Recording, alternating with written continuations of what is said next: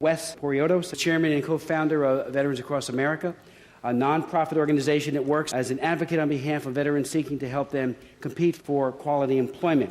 In 1994, at the request of the vice chairman of the Joint Chiefs of Staff, Wes and a colleague undertook a landmark study of the employment status of a group of veterans who had transitioned from the military since the end of the First Gulf War. Mr. Piriotis also founded the Center for Military and Private Sector Initiatives, Incorporated. Its mission is to persuade American companies to embrace veterans and transitioning military as a talent pool and as an economic resource.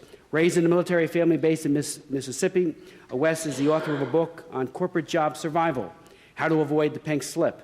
Having received graduate degrees in political science and constitutional law at Mississippi State and Fordham University, he earned his Doctor of Jurisprudence at Seton Hall University. Our final witness in panel one will be Wes Poriotis, who was very helpful, if not instrumental, in ensuring that this hearing happened. He has met with members of the staff, both Lane Evans and I, and carried this very important message as to why we need to begin this campaign and to do so aggressively and earnestly. So, Wes, thank you for your leadership in putting this together. Thank you very much. Mr. Smith and Mr. Evans, first allow me to applaud you and Ranking Member Evans and the members of the committee for your vision in harnessing this great wealth of corporate and business leadership on the issue of enhancing veterans' inclusiveness among America's employers. And I would indeed be remiss if I didn't mention the tireless work that your staffs on both sides of the aisle, Patrick and Daryl and Jeff and Jim and Devin and Summer, I hope I've got their names all correct. I hope I haven't missed anyone, but we owe them a great deal of gratitude because of the work they do. And so thank you to the members and thank you to the staff. Mr. Chairman, I've thought about this a great deal, and simply put, and I think it's a powerful idea, we have an opportunity, a rare opportunity to ignite the fuse on the first great social movement of the 21st century, a veterans' social movement. I'm old enough to recall two of the great social movements of the 20th century, the civil rights movement and the women's movement. These movements, Mr. Chairman, which transformed our society and empowered millions of citizens, had one common denominator. Before either women or people of color could take their rightful place in American society and compete equally on the playing fields of business and employment, a massive attitudinal change toward inclusiveness had to take place. Mr. Chairman, that attitudinal change had to take place by town, community by community, and family by family.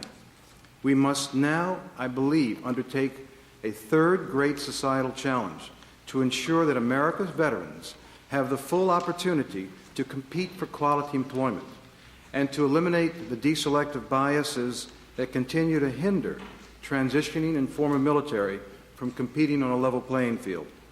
This bias persists because of the myths, misconceptions, and stereotypes that have grown up about the value of military service to the private sector. And as we all know, while yes, the American soldier is respected and heralded by such organizations as Time magazine as Person of the Year, in corporate America that respect and recognition hasn't fully crossed the employment threshold, and that wealth of military experience hasn't spread to the widest spectrum of American employers.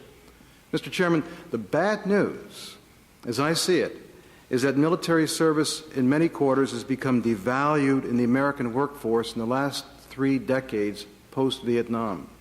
The good news, we believe, after a great deal of study, is that we at Veterans Across America have a solution to this problem. 2 years ago, I had the distinct privilege of testifying before the Benefits Subcommittee of this body on the Jobs for Veterans Act. I said then that a key to success in this area was to, and I quote, aggressively market the military to corporate America. Building on this core idea, last year we convened a branding summit which brought together some of the most astute business and creative marketing and advertising minds of our time. Their conclusion, Mr. Chairman and Mr. Evans, we should brand the veteran, and we should create a demand for this competitive resource, and we should create a competitive sense for this resource among all American employers. After all, The armed services, as Mr. Grano alluded to, spend $600 million annually in marketing and advertising as an engine to recruit young women and men into the military. We must build an equally powerful engine, a branding, supply chain, and software engine to propel them into the workforce. And what are the long-term costs of such a branding and marketing campaign? It would be less on an annual basis than what the average Detroit automaker spends on the introduction and launch of one new vehicle